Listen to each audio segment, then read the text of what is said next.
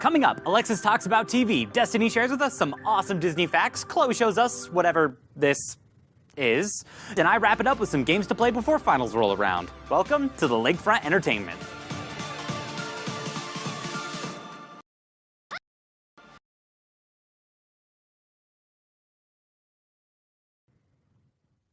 I mean, come on, it's almost April 1st. We had to do at least one April Fool's Day prank.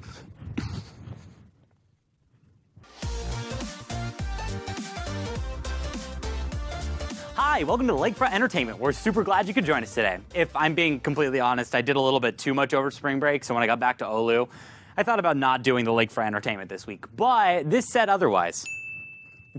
Anyways, let's head over to Destiny as she shows us some of the awesome Disney trivia, both on and off the big screen. Take it away, Destiny. Thanks, JC. Welcome back, everyone. I hope y'all had a fantastic spring break. I have some exciting things planned today, so let's get started. Movie creators are notorious for adding hidden content that we like to call Easter eggs, and it's always fun to find them. I find that Disney is by far the best at hiding things for its audiences. I recently bought Moana, the deluxe edition, packed with bonus content that a Disney lover like me couldn't even have dreamed of. It's packed with deleted scenes, interviews, behind-the-scenes footage, and much more. I love that Ali'i Carvalho, who voices Moana, showed us where some of the Easter eggs were in the movie. But it's not just Moana that features all this content. Disney has given its viewers more than expected when it comes to their movies. I'm going to give you the scoop on all things Disney with trivia and info that you may not know about your childhood movies.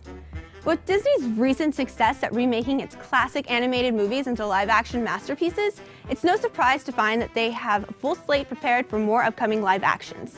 Some of which include Snow White, Aladdin, The Little Mermaid, The Lion King, and I'm really excited about this one, Mulan. So there's not much known about this film, but I do know that Disney is searching for a Chinese actress to play our heroine. I can just imagine how amazing it's going to be to finally see this one. I'm sure you've all heard that Disney royals are related in some way, but could there be some truth to the theories? Perhaps Anna and Elsa are Rapunzel's cousins, and the reason their parents left were to go to Rapunzel's christening. In Frozen, there is a 3-year gap from when the king and queen die, and there's exactly 3 years between the two movies, so it's possible. This would also explain why Rapunzel and Eugene are arriving to Elsa's coronation. But I agree that some of the theories are far-fetched and most likely untrue. Did you know that Walt Disney got most of his ideas from books? He loved to travel and he collected storybooks from all across Europe. Many of the classic films come from the Grimm brothers and Hans Christian Andersen stories. There are Mickeys everywhere. I mean it. Animators place hidden Mickeys throughout their films, and it's a great game to play when you've watched the films repeatedly because you're obsessed. But in all seriousness, it really is a fun thing to do with friends to see who can spot the Mickey. That's all I have for you guys today. Back to you, JC. Dude, that was pretty awesome. Thanks, Destiny. A YouTuber named Matthew Patrick did a video discussing what's really behind the eyes of Lightning McQueen in the movie Cars over on his channel Film Theory, so be sure to check it out if you're in the mood for some good Disney theories. Now that we're all filled with Disney goodness, maybe it's time to rewind with a good book. Oh yeah, you know what time it is. It's time for some lit literature!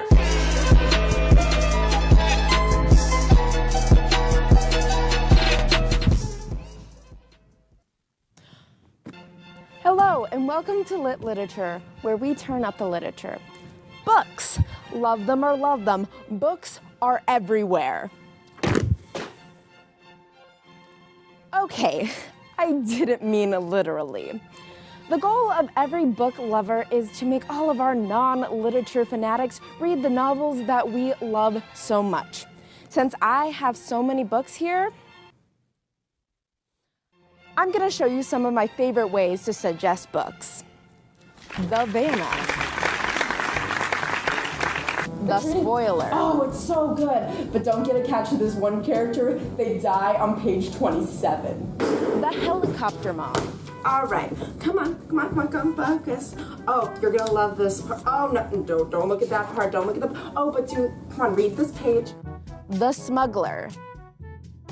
The Old Switch-A-Roo. Hey, look, a book! The Sneak Attack.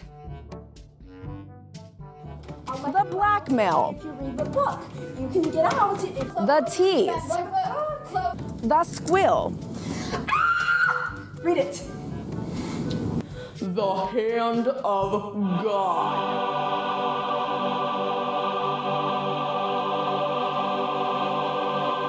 And my personal favorite, the Death Bed Plea.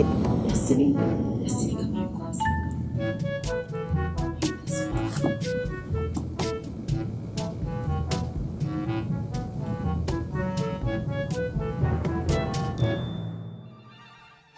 Just as a reminder, the deathbed plead can only be used once, so I'd use it with extreme caution.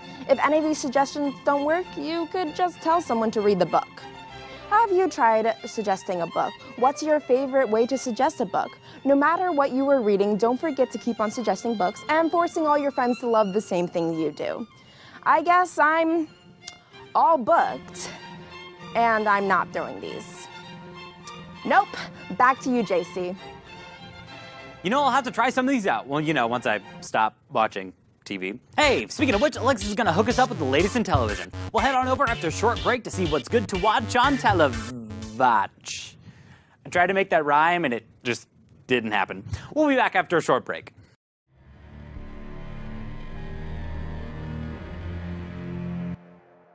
Vista wants you.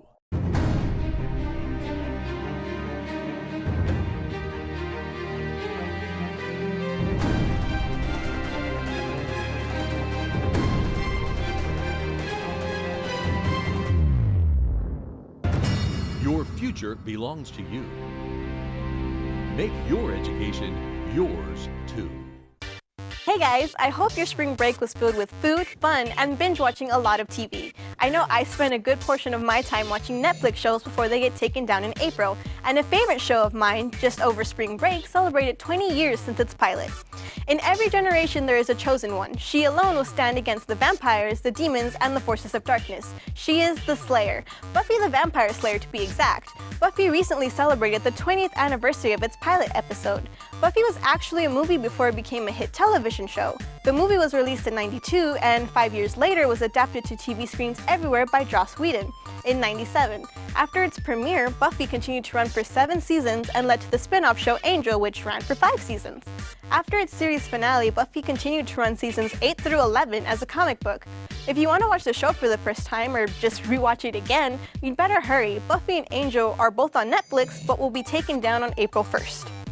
One of the biggest finales of the month has been the series finale of The Vampire Diaries. Many fans tune in to watch and see how the show is going to wrap up in its 8th and final season. I can't say much that won't spoil the show, but I will say your view on the ending depends on how you feel about the characters themselves. If you spent 8 seasons loving or hating certain characters and they didn't get the ending you were hoping for, then you probably won't be too happy with how things were resolved. If you want to watch a similar show like The Vampire Diaries, the show has a spin-off called The Originals, which just recently started season 4 and currently has 2 episodes.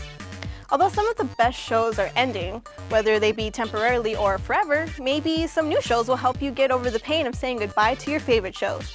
Some new series and continuing seasons coming out this month include, but are not limited to, Dancing with the Stars, Empire, Imaginary Mary, and the Netflix original 13 Reasons Why.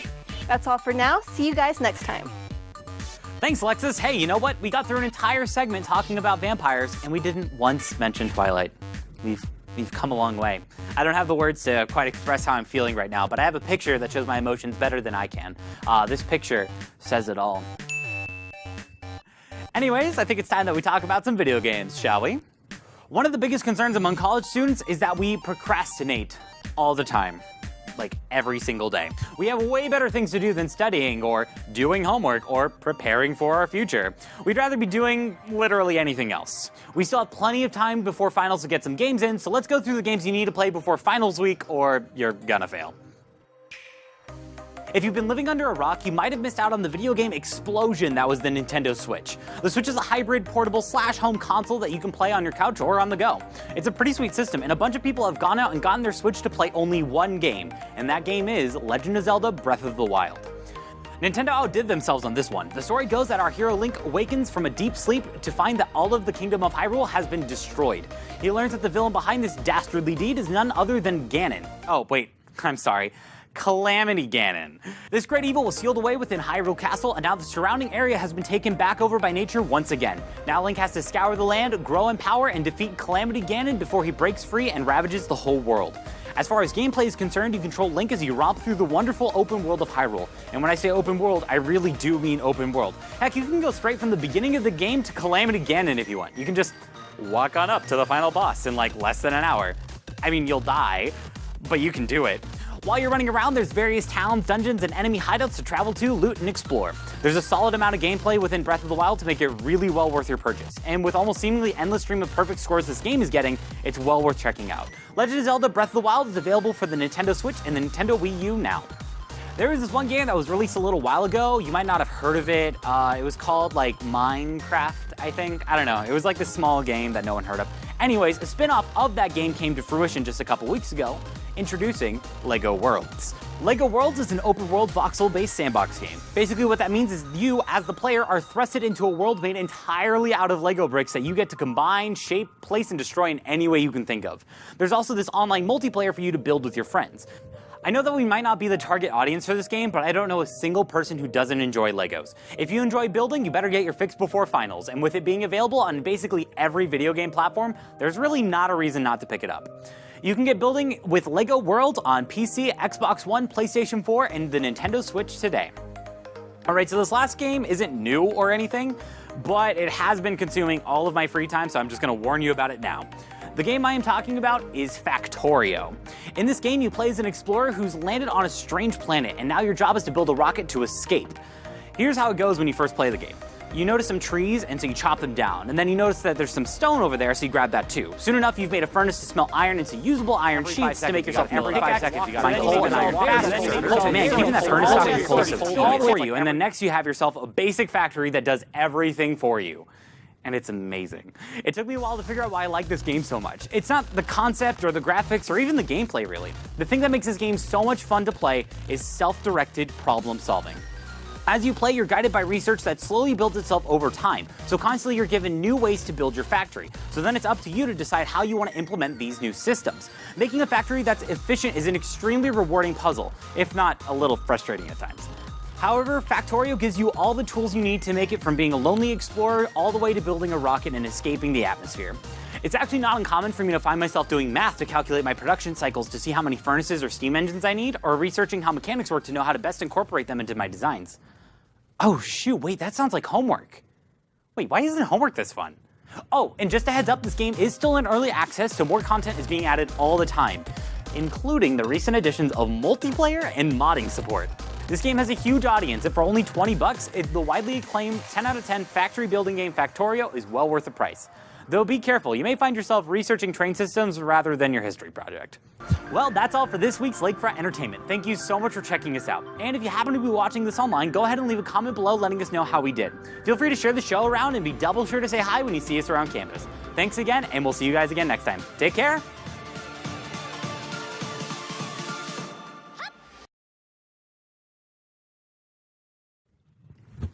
Gotcha.